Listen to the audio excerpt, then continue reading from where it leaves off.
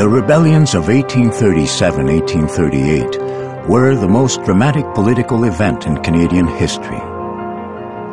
Issues such as the control of Canada's future and the rights of French Canadians and working people in Upper Canadian shops and in the countryside sparked debates that ended in violence.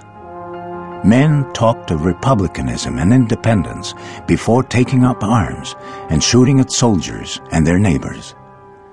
The rebellions were forcibly put down, their leaders were hanged or exiled, and the country was placed under martial law. The rebellions shook not only Upper and Lower Canada, but disturbed British authorities in the mother country, who began to worry about revolution in their most important colony.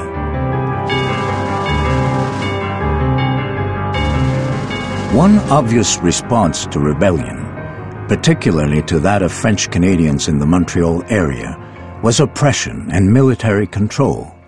In the short term, the British Army and local English-speaking militias built up their defenses, while the British flag and military uniform became even more visible in Montreal and in urban barracks throughout the colonies.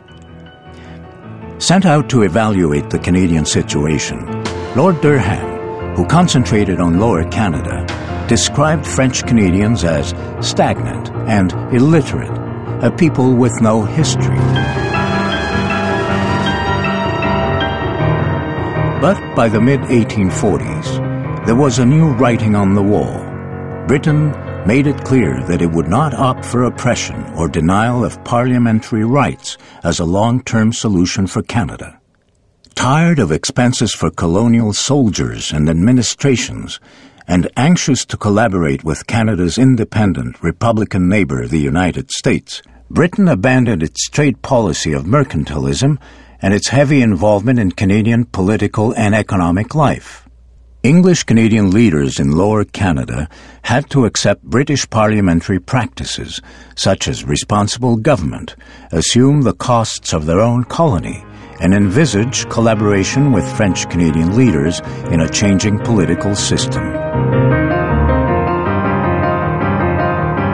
The transition was not easy.